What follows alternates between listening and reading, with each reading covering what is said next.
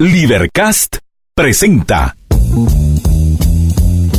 una producción de Libertópolis, donde nuestra misión es promover un mundo de personas libres y responsables en búsqueda de su felicidad. Creamos valor innovando, analizando y transmitiendo información e ideas. Día a día encontrarás los episodios de las emisiones correspondientes a nuestros programas. Contravía, todo a pulmón. Contravía por la tarde, más negocios y Liberviernes.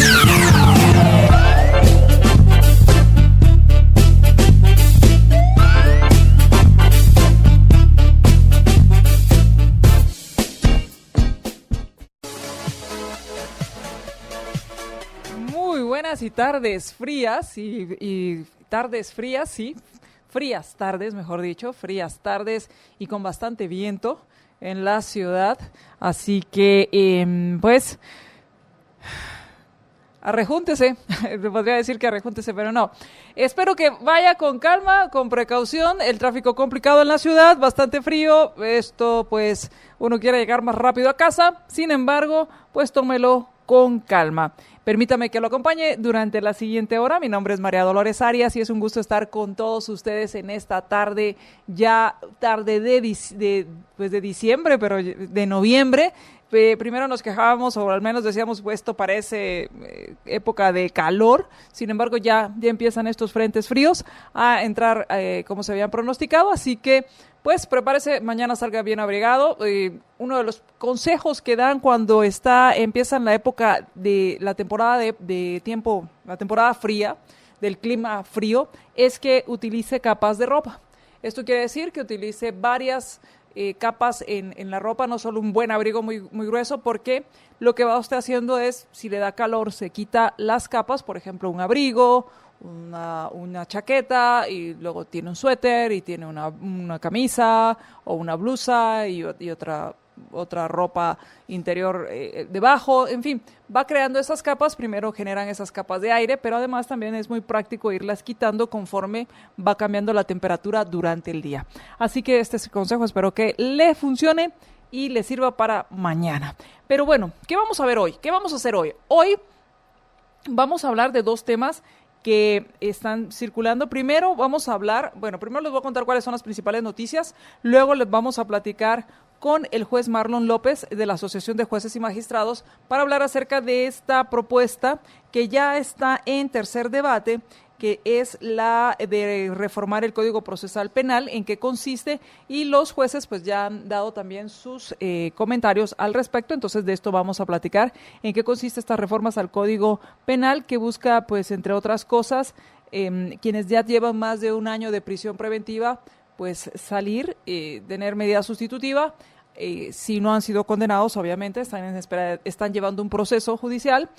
Quienes cumplan las personas mayores de 70 años, también que haya un beneficio de cese de cárcel, y otras medidas que se están dando o que se están modificando en estas reformas que se proponen y que ya están en tercer debate. Ese es el tema que vamos a estar hablando. Y después vamos a platicar con Alejandro Valdizón respecto a una nota que ha estado circulando durante este día con respecto a una propuesta para modificar la Constitución, la cual consistiría en cambiar la forma, en disolver, ya sea a través de esta consulta popular o a través de esta reforma, desaparecer la Corte de Constitucionalidad y convertirla en una sala constitucional. De eso vamos a estar platicando con Alejandro Valdizón, en qué consiste el proceso de cualquier reforma constitucional y obviamente una vez sea presentada, pues ya podremos hablar de qué se trata esta propuesta. Mientras tanto, pues solo lo que ha salido en algunos medios, pero no tenemos la iniciativa como tal, ya que todavía no existe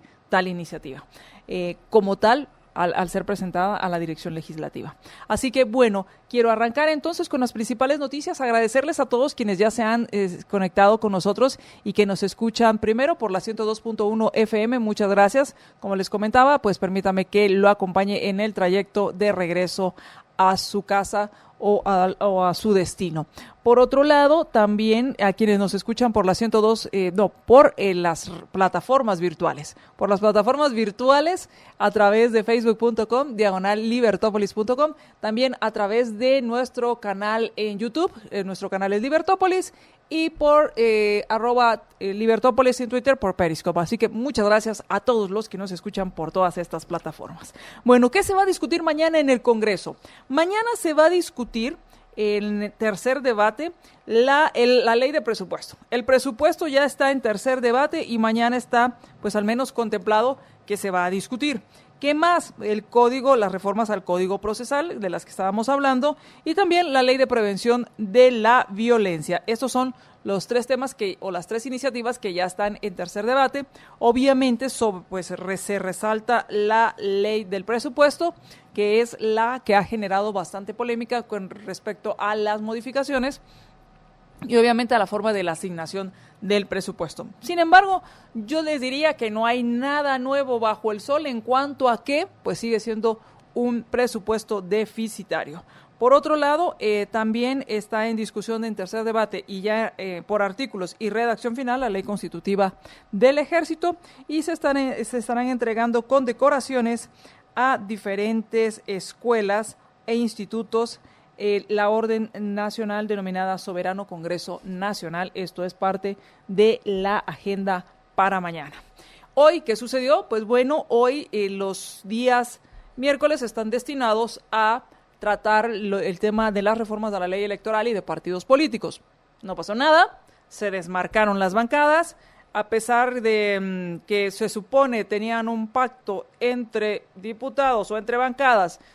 Aprobamos el financiamiento, la modificación al financiamiento electoral ilícito por aquello de las dudas y aquello de las candidaturas, y se hicieron algunas alianzas, y en este pacto pues se rompió, porque los que se supone, y en este caso se habla que era un pacto entre la UNE y los tránsfugas, pues se rompió porque no se ha logrado cambiar el artículo en la ley electoral y de partidos políticos que no permite que quienes hayan cambiado de partido puedan ser reelectos. Entonces, sigue sin aprobarse esto, no se lograron los 105 votos para esta reforma y pues no hubo inasistencia y no se logró llegar a estas negociaciones o hacerlas cumplir. Por otro lado, el Ministerio Público pues allanó diferentes lugares, organizaciones estatales en Cobán y en San Juan Chamelco, esto en Alta Verapaz. Fueron 4 edificios los que allanaron, entre ellos está la supervisión de la dirección y subdirección del Departamental de Educación, así como el Instituto de la Juventud del Deporte. Y ahí es donde, bueno, habrá que ver cómo van estas investigaciones, porque pues no me extrañaría que estos institutos y que estos departamentos, pues lo que sirve es para malgastar lo que precisamente se está discutiendo en el Congreso, el presupuesto, su dinero, sus impuestos. Por otro lado, también catearon la supervisión escolar, esto en el municipio de San Juan Chamelco.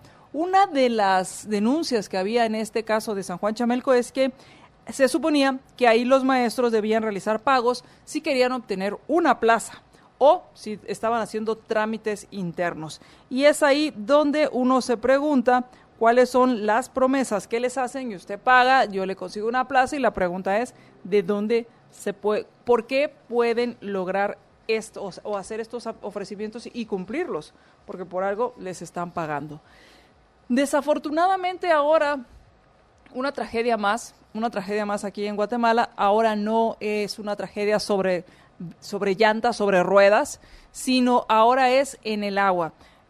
Pues resulta que hubo un naufragio en el lago de Atitlán, la cual pues hasta el momento llevaban, y era una noticia que estaba en desarrollo en cuanto a que habían 3 personas muertas y 4 desaparecidas. Y de esto, pues esto fue porque una lancha iba, pues al parecer sobrecargada. Había mucho viento, como ustedes se darán cuenta, también en el lago de Atitlán, y esto hizo que entrara en una zona que se conoce como Chocomil, que son remolinos, y se volcara. Esta lancha llevaba 17 personas a bordo, estaba aproximadamente a 5 kilómetros de la playa pública de Panajachel, y esta lancha de las que conocemos como tiburoneras, pues volcó. Lograron rescatar a 10 personas, 3 fallecieron, lograron rescatar los cuerpos, pero hay 4 personas que no habían aparecido y pues obviamente para estos momentos debe estar suspendidas las búsquedas y supongo que mañana estarán haciendo las búsquedas de estas 4 personas que desaparecieron y saber qué pasó. Aquí pues vienen nuevamente muchas preguntas, la responsabilidad penal, quién tiene responsabilidad, y en este caso penal, en cuanto a esta situación, las regulaciones, cuáles son las regulaciones que hay al respecto, si realmente sirven de algo esas regulaciones o solo sirven para pues las mordidas, para hacerse de la vista gorda, no lo sé realmente, y si existieran, ¿por qué no están funcionando? Pues obviamente los consejos que muchas veces le dan es súbase a una lancha que tenga chalecos salvavidas y desafortunadamente pues no es la primera vez que pasa en cuanto a un accidente en un transporte público y ahora pues 3 muertos y 4 desaparecidos en esta lancha que iba con 17 personas a bordo. Luego, ¿qué más ha sucedido? Pues capturaron a Raúl Osoy, él está vinculado con el caso TCQ y cooptación del Estado. Existía una orden de captura desde 2006 y se le acusa de los delitos de asociación ilícita y lavado de dinero u otros activos. Él está vinculado al caso TSQ, como les decía, y al caso de cooptación del Estado. Según las investigaciones, se le acusa de haber utilizado empresas mercantiles, facturar servicios que no existían, cobrarlos facturaba comisiones, básicamente, porque según las investigaciones se facturaba algo que no se ejecutaba, pero aún así, y recibían el dinero y este dinero se distribuía entre diferentes miembros del gobierno. Se habla de Roxana Valdetti, de Otto Pérez Molina, también de Sinibaldi, y parte de estas investigaciones y parte de estos indicios son las declaraciones que dio Juan Carlos Monzón. Ojo, que es muy importante poner aquí un énfasis en que las declaraciones de Monzón, pues para lo único que servirían es para dar indicios de por dónde deben ir las investigaciones y qué es lo que se debe buscar, ya que honestamente no creería que se haría justicia y no sería un caso sólido si solo están basadas en las declaraciones de alguien que se declaró pues un corrupto y un sinvergüenza de marca. Entonces, como les digo, esto pues deberá estar sustentado en mayores y mejores y sólidas pruebas que demuestren la implicación de todos los que están acusados en estos casos. Como les decía, la captura de Osoy estaba desde abril del 2016. Este es uno de los 117 prófugos que se reportan que están que no han sido capturados, de diversos casos en los cuales lleva el Ministerio Público y la CICIG. Y lo que pasaba en el caso de cooptación es que una empresa le facturaba a otra empresa, por ejemplo, en este caso la empresa Altraxa de Marco Antonio Recinos, le dio, según las investigaciones, 11.465.000 quetzales a una otra empresa, la cual, que esta empresa era de Osoy, la cual después repartía el dinero e incluso, al parecer, hubo pago de gastos de campaña del Partido Patriota. Y como les decía, según las declaraciones de Monzón, Osoy fue uno de los principales financistas del Partido Patriota en el gasto de campaña y que lo que hacía era cobrar las comisiones a través de las facturas de sus empresas. Y hablando de estos casos, pues quien dijo que no tiene dinero para un abogado y que solicitó un abogado público, pues es Roxana Valdetti. Y esto no es la primera vez que lo hace, ya lo ha hecho en otros casos.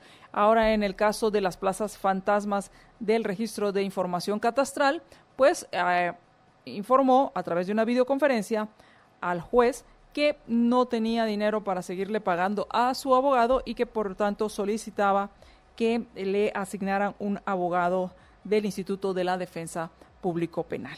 Así que en este caso, pues ella está siendo acusada de haber sido beneficiada con plazas fantasmas y que puso a una persona de su confianza en este registro para poder pues utilizar los recursos de esta institución, de este registro, para su propio beneficio. Dentro de estos, pues hay varios también acusados por este caso. Así que estas son las principales notas. Vamos a ir al corte y cuando regresemos hablemos del tema de la propuesta o de esta iniciativa que busca modificar el tema de la prisión preventiva. Vamos al corte y regresamos.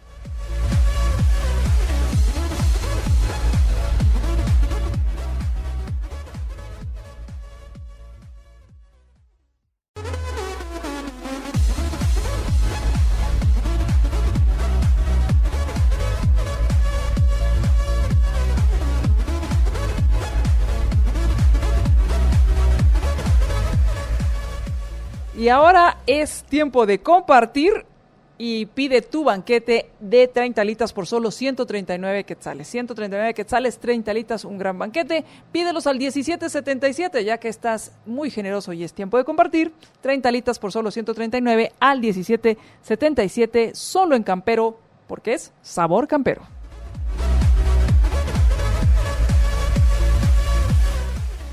Y quiero agradecer a quienes ya están compartiendo nuestra transmisión. Muchas gracias a Evelyn Mengíbar, muchas gracias a Pedro Antonio Díaz y también a Aida Reyes. Un saludo, Aida, gracias por compartir nuestra transmisión. También a Gustavo Martínez, saludos. A Alexander Estrada, también muchos saludos. Y Ronald Polanco me hace una pregunta, voy a investigar al respecto para contarte de esto. Y hoy quiero hablar acerca de el tema de la prisión preventiva y de los cambios que pues pretende hacer el Congreso al respecto. Y como ustedes saben, pues esto ya se está discutiendo en el Pleno del Congreso y es respecto a una iniciativa que pretende beneficiar con el cese de la cárcel a personas mayores de 70 años. En los ponentes lo que hicieron, había dos iniciativas de las cuales la Comisión de Legislación y Puntos Constitucionales hizo una y agregó un artículo. Habla acerca de la cesación del encarcelamiento y que se aplicará cuando su duración exceda de 1 año. Esto, si se hubiere dictado sentencia condenatoria pendiente de recurso, podrá durar 3 meses más. Y como les decía, el dictamen fue unificado de estas dos propuestas y que se agregó como sugerencia de la comisión una literal en la que se establece que las personas mayores de 70 años también podrían salir de la cárcel. Entonces, este es un tema del cual también los jueces han hablado al respecto y nos han dicho que esto debería ser analizado y tomado con mayor seriedad, con un análisis profundo, con mayor profundidad en cuanto al análisis. Entonces, estamos haciendo el enlace, ¿ya lo tenemos? Perfecto. Ya tenemos en la línea al juez Marlon López Najarro, que es de la Asociación de Jueces y Magistrados. Muy buenas tardes, juez, ¿cómo está? Buenas tardes, muchas gracias, bien acá a sus órdenes. Cuénteme acerca de cuál es la postura o qué es lo que ustedes han visto respecto a esta iniciativa que pretende modificar el Código Procesal Penal. Bueno, déjeme decirle inicialmente que nosotros como asociación de jueces, el gremio de jueces en general y más los jueces del ramo penal, pues siempre vemos con buenos ojos a cualquier iniciativa que busque en algún momento pues hacer más ágil la administración de justicia, y por ahí vemos también con mucha preocupación el tema del hacinamiento de las cárceles. Y esto pues también va de la mano, y advertimos pues también que cualquier iniciativa o propuesta que pueda surgir en torno a buscar este descongestionamiento en el trámite de procesos y en las cárceles, pues debe de ser analizado con toda la seriedad del caso, con toda la preocupación del caso.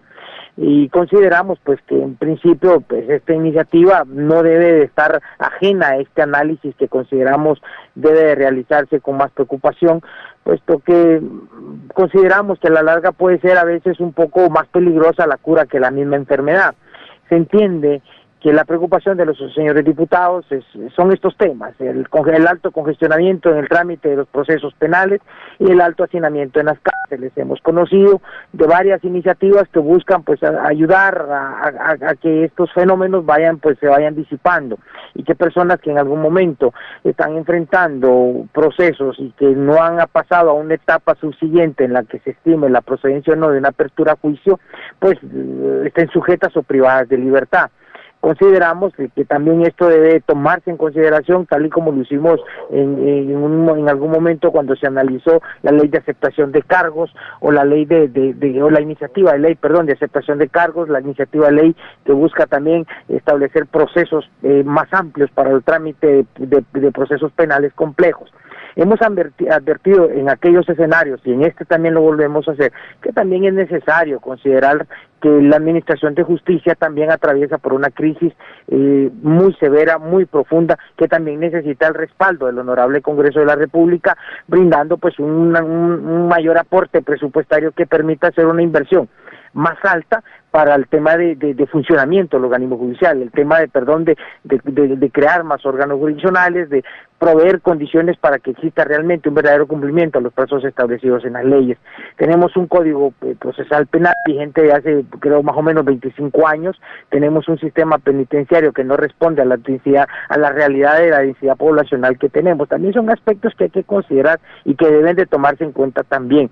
Siempre hemos insistido que es necesario aportar, buscar, generar condiciones que permitan agilizar el trámite en los procesos, y esto va de la mano con la existencia de más órganos jurisdiccionales también. Ese es un aspecto que también debe ser considerado. Advertimos también que hay situaciones muy particulares, como lo son el hecho de que existen pues, también procesos que se entrampan o que su trámite es lento en algunos casos penales, pero por lo complejo de los mismos. Entonces son gran cantidad de personas sujetas al proceso, gran cantidad de declaraciones, gran cantidad de recursos, incluso pues se advierte también la existencia en algunos casos de un litigio malicioso que entrampa el trámite de los procesos, y es factible que en un momento determinado cualquier persona que enfrente un proceso penal ante la puesta en vigencia de esta iniciativa, que se dedique a dilatar el trámite del proceso, y que al cumplir un año de estar sujeto a prisión, pues fácil y sencillamente en la aplicación de esta norma tenga que recobrar su libertad. Y ojo, que hay procesos penales en donde existen tipos penales que en algún momento advierten alta peligrosidad o procesos penales de impacto, ¿verdad? Entonces, son diversos factores que consideramos importantes, deben de tomarse en cuenta también. Una pregunta al respecto. En cuanto a esto, ustedes en la propuesta habla acerca de cualquier tipo de prisión preventiva sin tomar en cuenta el delito. Tengo entendido que sí. El asunto es de que pues a nosotros como asociación no se nos ha tomado en consideración para pues emitir alguna opinión a profundidad, analítica, con base en ciertas, como en su momento se hizo con la ley de aceptación de cargos o la ley que busca el trámite de procesos complejos. Desde luego, en este caso, les digo a cabalidad, no se nos ha tomado en consideración para analizar a profundidad esta iniciativa. El tema es, la información que usted misma ha vertido antes de lanzar mi voz al aire, es la misma que manejamos nosotros al respecto. Creemos que debe sí hacerse ciertas limitaciones a procesos penales en donde existan, en donde la persona que está sujeta al proceso, pues no esté sujeta por delitos de alta peligrosidad o delitos de alto impacto, tal y como lo que ha pasado pues del 2015 para acá con funcionarios y funcionarios de gobierno que están enfrentando procesos en la actualidad y que puedan ser beneficiados con esta reforma que se pretende. Ahora, tengo otra pregunta al respecto. Por lo general, si nos puede ayudar a entender, la prisión preventiva, ¿cuál es la función y cuáles son los criterios para declararla? Vea, en primer lugar, he de compartirles algo, sí. el Código Procesal Penal establece ciertas figuras delictivas por las cuales puede estar sujeta una persona a proceso, a las cuales pues no se les puede beneficiar con una medida sustitutiva. Entendamos que el juez penal, al momento de recibir la primera declaración de lado de las personas sujetas al proceso, pues se le presentan todos los medios de investigación recabados por el Ministerio Público. El abogado, la defensa o el mismo procesado tiene derecho a prestar una declaración y aportar también los medios de investigación que estime pertinentes. Y en atención a estos elementos, el juez toma la determinación de ligar o no a proceso penal a la persona que está siendo procesada. Toma la determinación de ligarlo a proceso. Y luego, la segunda decisión que se toma al respecto es determinar si la persona, si está fuera de los casos en donde sí está prohibido el otorgar una medida sustitutiva, puede beneficiársele con estas medidas. Hablamos del arresto domiciliario, de la obligación de firmar el libro de asistencia, de la prohibición de acercarse a determinados lugares, el arresto domiciliario en su propio hogar, en fin, diversas medidas que sustituyen la prisión preventiva. En este caso, la prisión preventiva tiene dos finalidades. Primera, asegurar la presencia del procesado dentro del proceso, es decir, que no se sustraiga el trámite del proceso, no evada estos controles a los cuales puede estar sujeto ante la vigencia del proceso, y evitar que interfiera en la investigación que realiza. El término es que exista peligro de obstaculización a la averiguación de la verdad, es decir, que interfiera en la investigación que pueda realizar el Ministerio Público en el plazo que fije el juez de primera instancia. Son las dos cosas que busca asegurar la prisión preventiva. Si el juez considera que estos dos elementos, estos dos factores pueden cumplirse mediante el otorgamiento de una medida sustitutiva, el juez la otorga.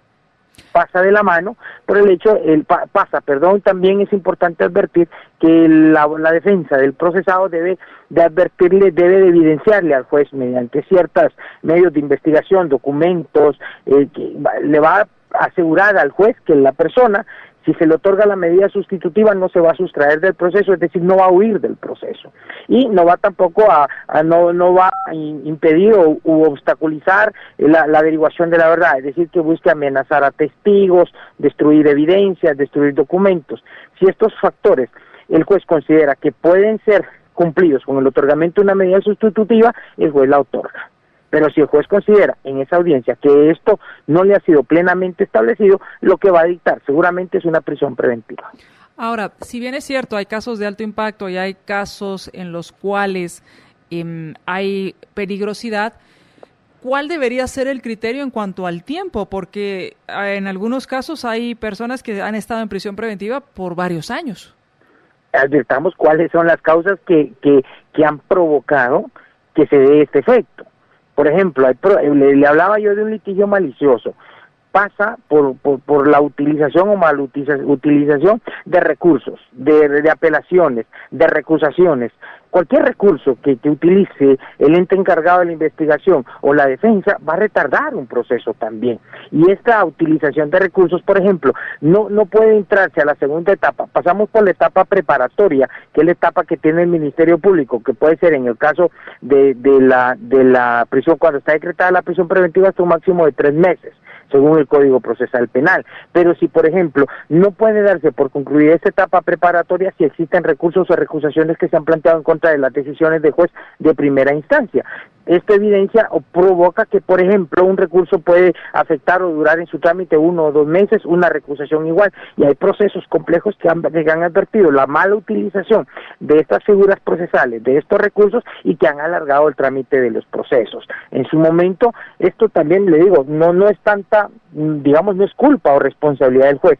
Y sumémosle a esto lo que he mencionado con antelación, el déficit al que nos enfrentamos en cuanto a la existencia de órganos jurisdiccionales que tengan a su cargo la Administración de Justicia Penal. Este déficit hace que nos veamos en los órganos jurisdiccionales superados, no nos damos abasto. Entonces, miren, es un complejo, es una suma de factores muy complejos, que en un momento determinado, le digo ahora, los órganos jurisdiccionales, desde que fue puesta en vigencia el Código Procesal Penal, a la fecha, por ejemplo, han existido avances. Ya los órganos jurisdiccionales ya fijan, por ejemplo, cuál es, de acuerdo a su juicio, puede ser el tiempo que ellos estiman pertinente debe durar la etapa preparatoria. En el caso de la prisión preventiva, si bien es cierto, la ley establece un máximo de 3 meses, pero hay jueces que le fijan un mes. Y ojo, le cuento algo, que cuando los jueces fijan a veces estos plazos, el Ministerio Público se opone y ahí viene un recurso buscando ellos que el plazo de esa etapa preparatoria sea más amplio, o por ejemplo, o por el contrario, si el plazo es el máximo que se establece la ley, que son 3 meses, la defensa objeta esto e impugna. Y esto, obviamente, esta utilización de recursos también va retardando el proceso. Entonces, por ejemplo, vienen audiencias de revisión de la medida de coerción, porque, ojo, le cuento una cosa, la decisión del juez al momento de ligar a proceso a la persona y fijarlo por un delito, sujetarlo a proceso por un delito, también está sujeta a que una de las partes procesales solicite la revisión, la reforma del auto de procesamiento, que no es la figura que estima pertinente se aplique, que puede ser otra más grave o puede ser otra más beneficiosa. Habrá que desarrollar esto en una audiencia, el resultado de esta audiencia es apelable. Lo otro, la reforma, la revisión de la medida de coerción. Por ejemplo, cuando se otorga la prisión preventiva, automáticamente la defensa pide una revisión de esa medida de coerción. O si por el contrario, el juez decide otorgar una medida sustitutiva, el Ministerio Público estima que no, pide la revisión de la medida de coerción. Estas resoluciones, al final, son impugnadas porque puede ser que el juez decida que sí hay que revisarla, que sí se otorga la medida sustitutiva o que no se otorga, y esto es apelable. Si no están resueltos todos estos recursos y todas estas incidencias, no podemos dar por concluida la etapa preparatoria. Y aquí vemos que ya los plazos de 3 meses se vuelven en 6, 9 meses, 1 año. Ahora, entonces, en este punto, ¿cuáles cree usted que deberían ser entonces lo que se debería hacer para poder acelerar estos procesos y reducir tanto el tiempo como también el que se determinen prisiones preventivas y se podría llevar este juicio desde su hogar, desde la casa, utilizando, por ejemplo, las tobilleras y los brazaletes electrónicos? Mire, pues existen iniciativas que buscan en un momento determinado, sí, digamos, generar una descongestionamiento en los centros privados para privados de libertad. El otorgamiento de estos brazaletes, lo platicábamos el otro día, pasa porque en algún momento determinado la mayor cantidad de personas que están privadas a libertad son personas de escasos o bajos recursos económicos. Por ejemplo, ¿qué persona puede tener la capacidad porque va a ser costeado por el mismo procesado? Pero esto en un momento determinado puede coadyuvar, y no digo que no sirva o que no vaya a servir, puede servir, pero ¿qué tanto impacto puede causar? Hagamos un estudio, veamos qué población de carcelaria puede cubrir el costo que va a implicar este brazalete electrónico. Lo otro, y yo en lo personal, y hemos insistido mucho en esto, y de verdad, hace poco más de un mes y medio hubo un encuentro nacional de jueces penales y se arrojaron datos bien interesantes. Ustedes saben que la media idónea en América Latina de jueces penales en un sistema, en una sociedad democrática que se necesita es de 17 jueces penales por cada 100,000 habitantes. Nosotros estamos en 0.47 jueces penales. Esto llora sangre. Sin embargo, si no hay voluntad política para enfrentar estas necesidades que tenemos, darle al organismo judicial el presupuesto que necesita, y si quieren limitar los gastos, bueno, para eso existen los candados presupuestarios, que digan esto, que por ejemplo, del presupuesto que se asigne van a ser 1,000 millones para inversión, pues creamos un organismo judicial, fortalecemos la administración de justicia, creando más órganos jurisdiccionales, creando más plazas para jueces. Denos los insumos, yo lo he dicho así en estos términos, denos los insumos y las herramientas idóneas para trabajar, y le aseguro, los jueces trabajamos, habemos jueces que trabajamos 10, 12, 14 horas diarias, porque estamos comprometidos con nuestro trabajo también, pero ya la capacidad humana se ha visto superada. En primer término, consideramos que es necesario realmente como una sociedad responsable que exista un mejor presupuesto para el organismo judicial. Si no, seguiremos enfrentando estas y otras vicisitudes.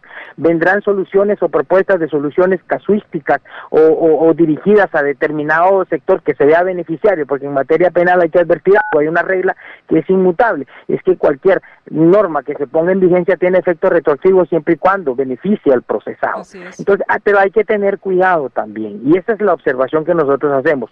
creemos que son medidas que pueden ser positivas, pero también hay otro factor de esta enfermedad que necesita también ser atacado, y es el tema presupuestario, y es el tema de los órganos jurisdiccionales.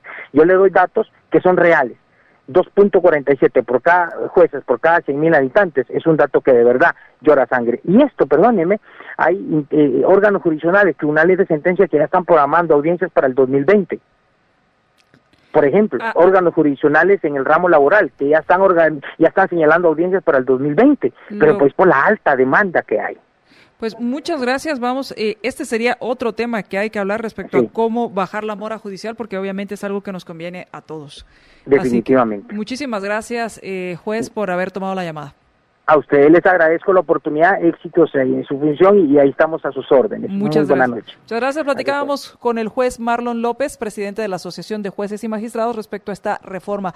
Estuvimos tratando de contactar al diputado Juan Ramón Lau, no fue posible, para que también nos diera su postura y el porqué de esta iniciativa, que fue uno de los ponentes originales de esta propuesta. Vamos a ir al corte y cuando regresemos hablemos de pues no ni siquiera es iniciativa, porque ya se está hablando que ya existe, que ya la han firmado, más de 50, que andan por 50, usted ya sabe todas las bolas, pero se habla de una iniciativa para que desaparezca la Corte de Constitucionalidad. De esto estaremos platicando con haremos un enlace con nuestro compañero Alejandro Valdizón. Regresamos.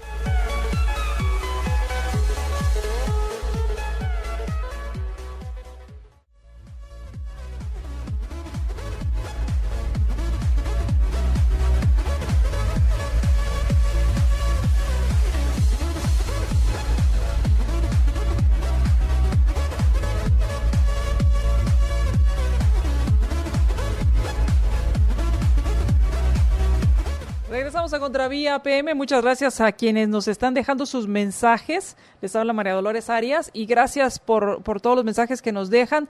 Gracias a Walter Fer Flores. Saludos a Walter. También dice, hola, ya vine y compartido. Muchísimas gracias. A Ronald, al parecer sí es correcta la información que tienes. Ronald, eso es lo que te puedo decir de la información que me preguntaste.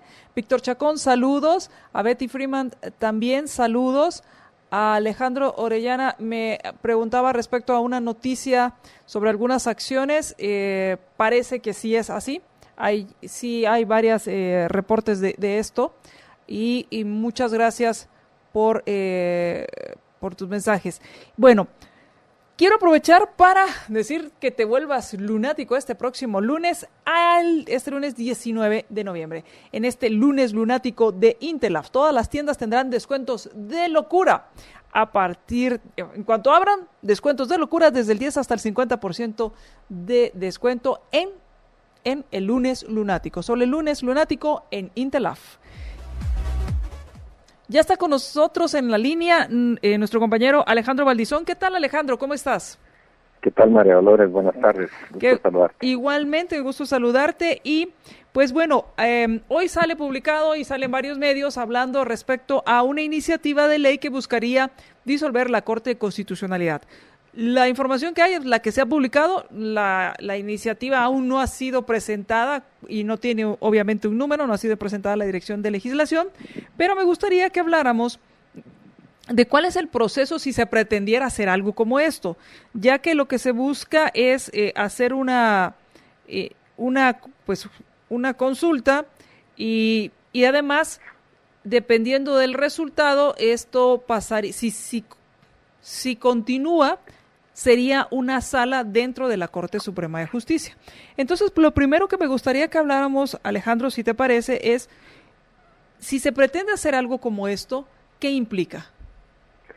Ok, pues, claro, con gusto. Y solo voy a hacer un poquito de publicidad aquí, perdonad, pero pues si no da tiempo a tocar todos los temas, incluso pues tampoco un artículo de opinión se puede, pero justo la columna mía que sale publicada mañana en Siglo XXI es sobre este tema, por si a alguien le interesa. Okay. Entonces, si quieren mañana, ahora en el Siglo XXI, en su versión electrónica, buscan mi columna y hablo exactamente de este tema, algunas ideas ahí. Pero, digamos, acá, como tú bien decías, es una iniciativa. Como esto es un tema que está definido a nivel constitucional, la única forma que esto se puede hacer es con una reforma constitucional. Tienen iniciativa de reforma constitucional 10 o más diputados. Entonces tienen que reunir al menos 10 diputados para presentar la iniciativa. De lo que yo entendí de las declaraciones en prensa de uno de los diputados que apoya esta iniciativa, es que están tratando de juntar un número mayor. Entonces, eso es un tema que hay que tomar en cuenta. Punto número 2, cualquier propuesta de reforma constitucional tiene que ser aprobada por 2/3 partes de los diputados, es decir, 105 votos. Y si se aprueba por esta mayoría de 105 votos, entonces el siguiente paso es convocar a una consulta popular, porque se trata, digamos, de la parte, lo que se llama orgánica de la Constitución, que tiene que ver con la estructura de los órganos del Estado, y entonces eso se reforma mediante consulta popular y tendría que ser aprobado en alguna consulta popular donde se decida si se aprueba o no la reforma. Ahí tendría que definirse todos estos términos de si se derogan, por así decirse, todas las disposiciones de la integración actual de la Corte de Constitucionalidad y se modifican las disposiciones de la integración de la Corte Suprema, dándole una función de revisión constitucional, que ese yo creo que es el tema fundamental que hay que analizar aquí. En el mundo occidental, digamos, hay varios modelos. Uh-huh. Nosotros adoptamos el modelo de una Corte de Constitucionalidad independiente, separada del Poder Judicial. Esta idea precisamente fue propuesta por uno de los más grandes o el más grande propulsor del positivismo jurídico, que se llama Hans Kelsen. Hans Kelsen, uno de las figuras prominentes dentro del positivismo jurídico, fue quien propuso la idea de una corte especializada en aspectos constitucionales, independientemente de una Corte Suprema. De hecho, él presidió la primera Corte de Constitucionalidad de su país. Ahora, eso, digamos, dentro de la lógica de la estructura de la jerarquía normativa, que la idea no es precisamente de Kelsen, pero él es el que la difundió, por así decirlo, de que la Constitución es, digamos, una norma de rango superior y todas las demás normas están supeditadas. Pero, como tú bien entiendes, desde el punto de vista de la lógica positivista, es una lógica estrictamente formal, ¿verdad? Uh-huh. No hay realmente elementos serios de constitucionalismo en ese aspecto. En otros países también de tradición similar a la nuestra, incluso de corte positivista, lo que se hace es que dentro de la Corte Suprema existe una cámara que revisa las acciones cuando se trata de materia constitucional.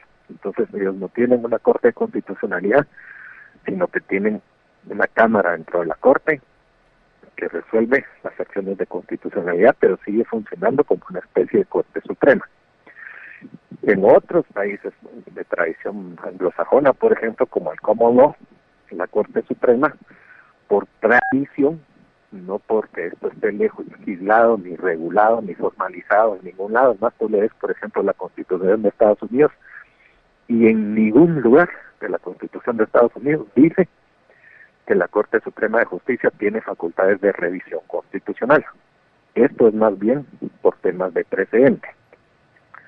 Ahora, y perdón que me extienda, pero yo creo que es importante que analicemos todos estos puntos para responder adecuadamente a tu pregunta. En nuestro sistema, de igual manera, digamos que, o no de igual manera, pero de forma similar a como se hace, por ejemplo, en Estados Unidos, hay diferentes competencias, digamos, en temas constitucionales propiamente. Digamos, Acciones de amparo, por ejemplo, las pueden conocer muchos jueces según la competencia establecida, y acciones de inconstitucionalidad en casos concretos también la pueden conocer muchos jueces de acuerdo a la competencia establecida. Competencia quiere decir a qué juez le toca conocer, si es un juez de instancia, si es una sala de la Corte de Apelaciones, si es la Corte Suprema, etcétera. Y de igual manera con la otra acción constitucional, que es la exhibición personal. En Estados Unidos, para hacer una comparación, la jurisprudencia es que cualquier juez tiene facultades de revisión constitucional, que ese es el famoso precedente histórico que sentó el caso de Marbury versus Madison, que todo el mundo conoce y cita, digamos, en este tema.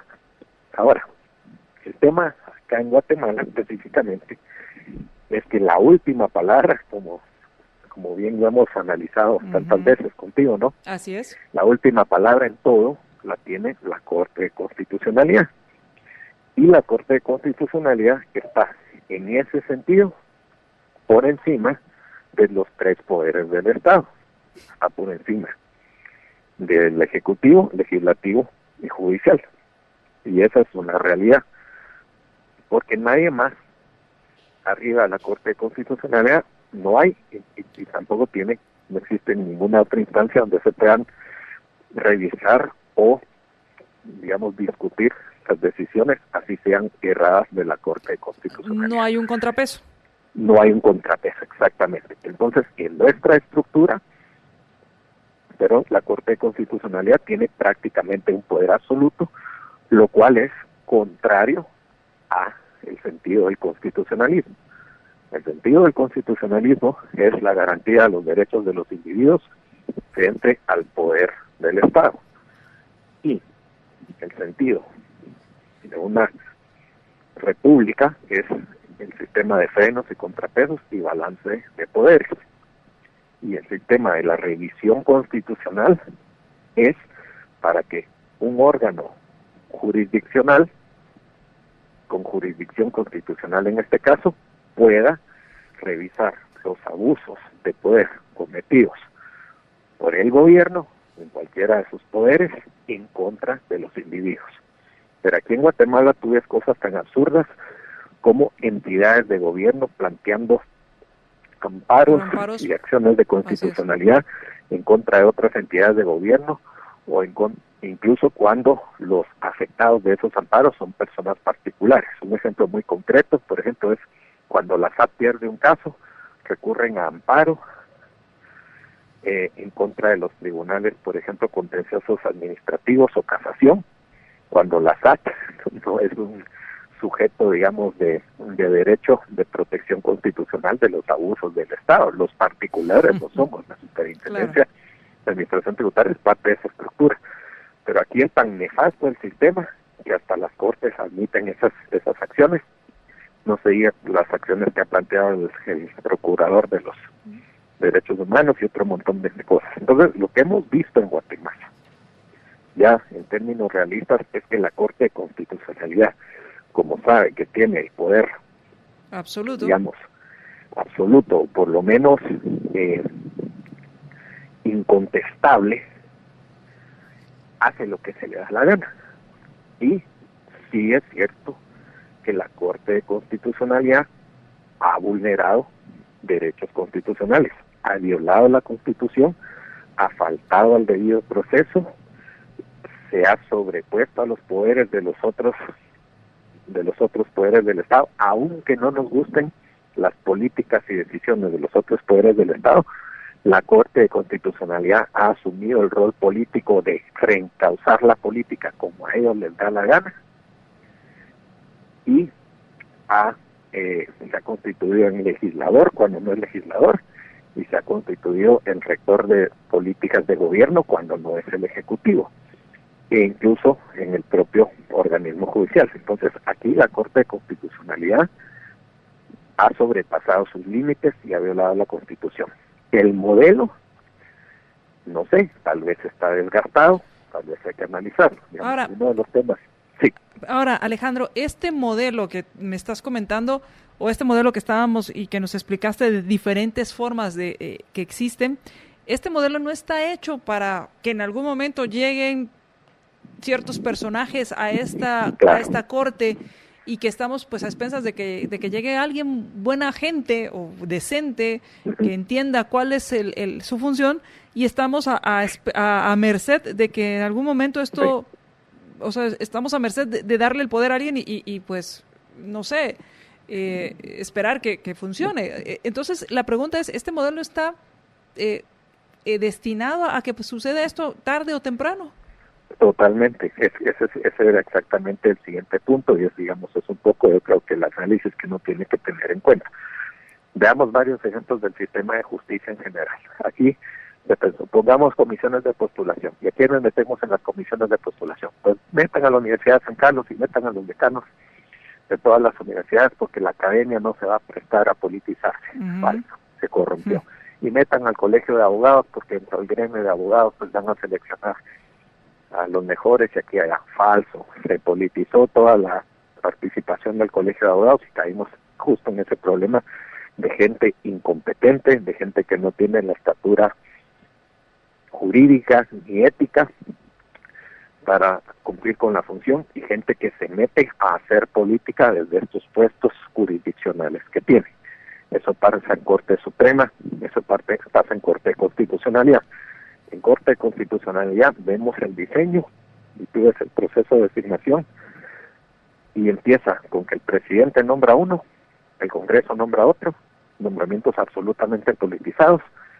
Luego, la Corte Suprema nombra un tercero, pero a la Corte Suprema la nombró el Congreso. Entonces, la Corte Suprema viene politizada porque el Congreso la nombra y la Corte Suprema politizada nombra a la Corte de Constitucionalidad. Es más, cuando tú escuchas, digamos, los procesos de renovación de la Corte, lo que oís a los reporteros decir es el representante de la Corte Suprema en la Corte de Constitucionalidad, el representante del Congreso, el representante del gobierno. O sea, esa es la palabra que usan, cuando ahí no tendría por qué haber ese concepto, pero al final están siendo honestos o sinceros en cierta medida, que esos magistrados responden a los intereses políticos del grupo político que los puso. O sea, el mecanismo de integración de Corte Suprema y de Corte de Constitucionalidad es terrible, está pésimamente diseñado. Esto es un terrible error constitucional que hemos venido arrastrando y que yo sí soy de la opinión que en algún momento se tiene que corregir. Si ya es un tema de desintegrar la Corte y que la Corte Suprema sea suprema, o si ya es un tema de mejorar la integración de la Corte de Constitucionalidad, eso lo tenemos que discutir con mucha seriedad. Al final, el último punto, por así decirlo, que argumento es muy lógico que esta iniciativa es reactiva, es decir, es una reacción de la clase política ante los abusos evidentes y clarísimos de la Corte. Eso no hay lugar a duda. Claro. Pero que esta gente, estos diputados, no tienen ni las cualidades ni la solvencia para estar proponiendo este tipo de reformas. Es decir, por un lado aceptamos que hay que hacer las reformas, pero por otro lado yo sería el más escéptico de permitir que esta clase política que tenemos ahorita sea quien lleve a cabo esa propuesta de reforma. Porque al final lo que estoy entendiendo y por lo que podemos y eso espero que el lunes podamos platicar más al respecto. Por lo que voy entendiendo y de todo esto es al final hay que cambiar el modelo. Esto no lo están proponiendo porque entienden que hay que cambiar los principios, claro, o que los principios están incorrectos, sino porque se están pisando los callos, si podemos llamarlo así. Totalmente. Están haciendo un berrinche y obviamente esto pues no va a buscar una solución de fondo, que es lo que deberíamos entender. Pues muchas gracias, Alejandro. Espero que podamos platicar de esto más ampliamente el próximo lunes y hablar, claro que sí, hablar acerca de varias preguntas que se quedaron ahí en el aire, pero que por el tiempo pues tengo que terminar aquí. Por ejemplo, si se aprueba y es ley y alguien le pone un recurso, no sé si es un amparo, si es una acción de inconstitucionalidad, ¿quién lo conocería? La Corte de Constitucionalidad, claro, que es la afectada en este caso. Sí, por ejemplo, sería la Corte, digamos, así como han abusado del amparo, el Procurador de los Derechos Humanos y tanta gente, incluso particulares. Imagínate, la Corte va a decir, bueno, me van a dejar sin efecto y entonces voy a declarar que esa reforma es inconstitucional. que es una decisión política por las razones equivocadas, porque es la clase política de insolvencia la que la está promoviendo, pero al final política. Entonces la Corte va a venir y decir, pida un amparo o lo que sea, se trae abajo la iniciativa, otra vez se sobrepasa los poderes del legislativo y otra vez la Corte decidiendo acá, imponiendo una dictadura. Al final pues mucho que analizar y espero que podamos platicar esto más a profundidad el próximo lunes. Claro que sí.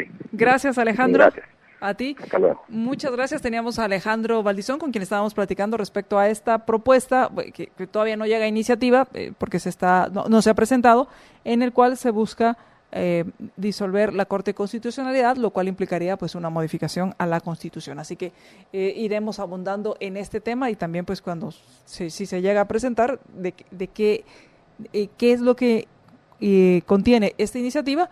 Pero también es válido empezar a hablar acerca de estos modelos y entender por qué no funcionan y cómo podrían funcionar mejor o cómo deberían funcionar para pues no solo disolverla o no solo hacer berrinches, sino proponer soluciones de fondo.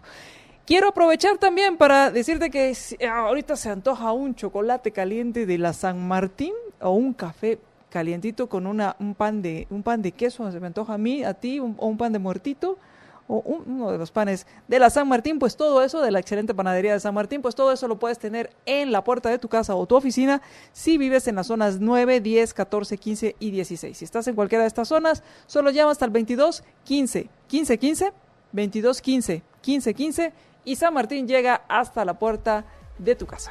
Libercast presentó una producción de Libertópolis. Recuerden que si quieren conocer más de nuestros programas, seguirnos en las diferentes redes sociales, o si quieren ver nuestros programas y conocer a nuestros conductores e invitados, pueden ingresar en www.libertopolis.com. Recuerda suscribirte y dejarnos 5 estrellas para que continuemos trabajando en producir más podcasts de tu interés. Libertópolis, ideas con valor.